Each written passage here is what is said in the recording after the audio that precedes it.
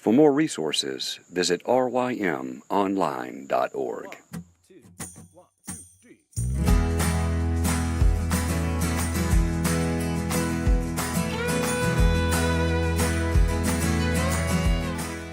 The Local Youth Worker is a daily podcast that's centered on 5 questions each week. Ranging from the practical to the professional, we're looking for answers to the questions you're asking. Whether you're in full-time, part-time, or even volunteer youth ministry, this podcast is for you.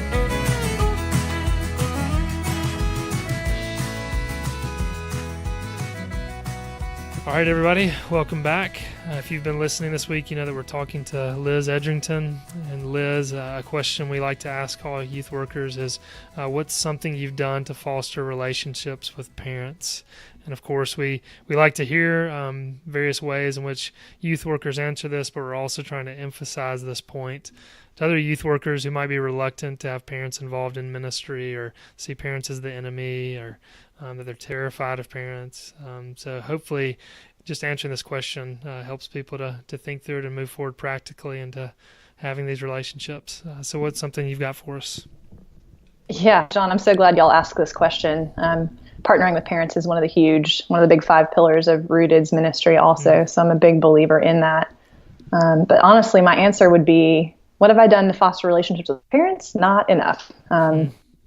You know, I seek, even now, as I move out of youth ministry a little bit more, or move more to supporting the leaders in youth ministry and volunteers. I seek to get to know parents whenever possible.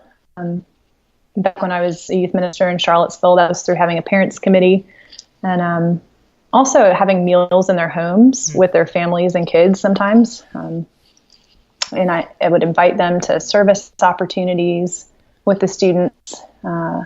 Sometimes if there is a specific topic I was going to teach on. So I remember feeling really passionate about teaching kids on sexuality throughout my time in Charlottesville. And so at some point I just met with groups of moms to ask, how would you hope for your daughter to hear or learn about sexuality from the church?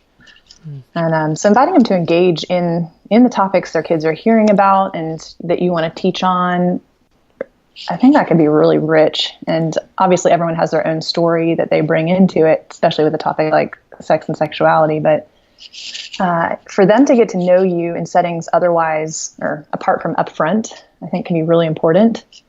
And it's, you know, we all have that meeting at the beginning of the year where we present what we're going to do in the youth ministry and interact a little bit with them and get their feedback, but it's not enough.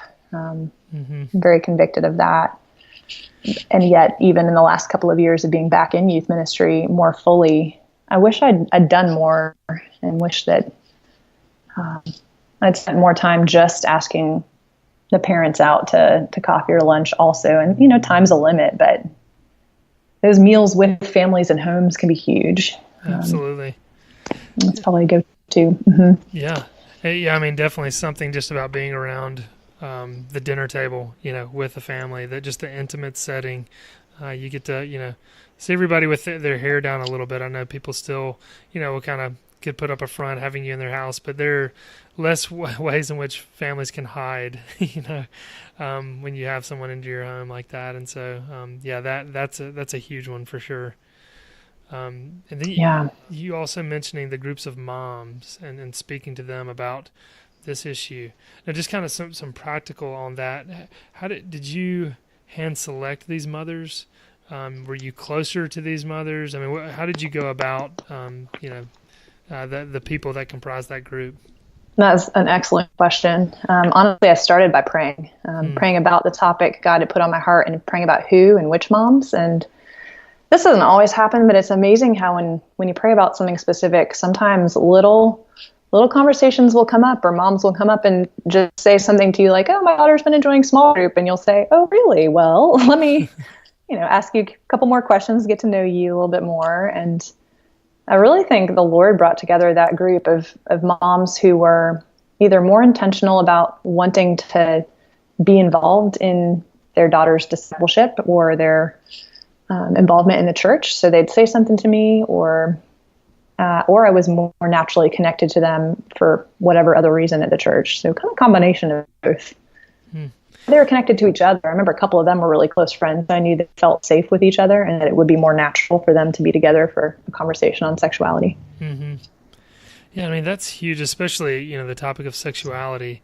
For parents to know, okay, wow, in this case, Liz is wanting to sit down with me and talk through this. And, that just has to foster that trust. And, okay, this person really cares about the discipleship of our children. And they're wanting to do this in a process of, community, not just, going out and handling this topic on their own. But I mean, just the wisdom in that alone, you think of that group of women that were there and their life experience and exactly everybody speaking into that. I mean, that just makes that study that much richer. Totally agree. And I think the gift of getting to be a bridge for teenagers when they can't always or don't feel comfortable talking to their parents in the same way, but to know might be able to be an outlet, an avenue for kids to process things they might not share with their parents can be really helpful. Yeah. Well, that's excellent. So you said mealtime with families. That's something that you did. Kind of getting them to do service opportunities, alongside each other. This specific study you talked about. Were there any other things that you did to help foster those relationships? There's a great article by Chelsea Kingston today out about inviting parents and other people in the church, single people, elderly people, really diversifying your youth volunteers to be a more accurate representation of your church is huge. So I think not being afraid to ask parents if they want to volunteer in some way with youth group, in addition to checking this, make sure their kids are comfortable with that. But we need people of all sorts in leadership positions, and that would be a hope of mine to move toward even now.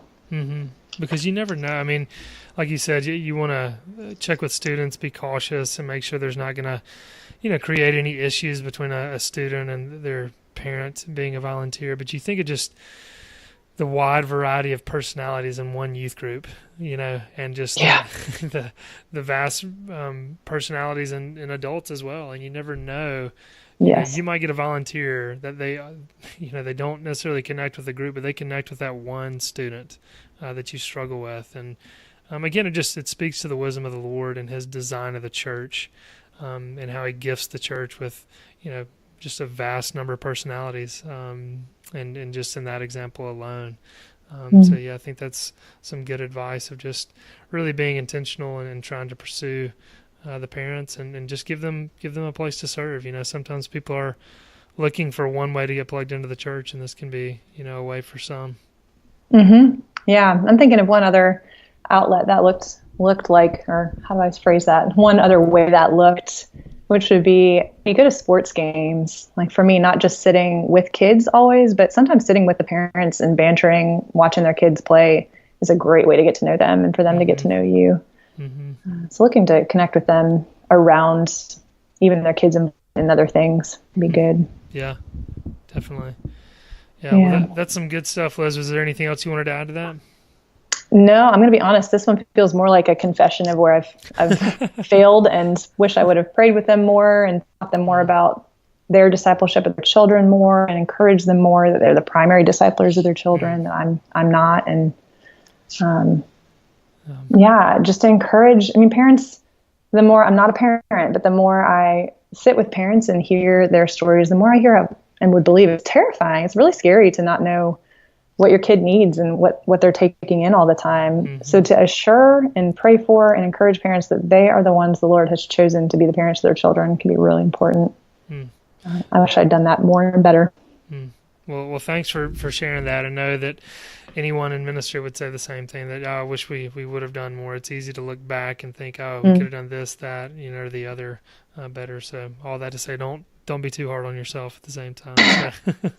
But thanks. Thank you, John. Thanks for sharing that, Liz. Yeah, you're welcome. Thank you.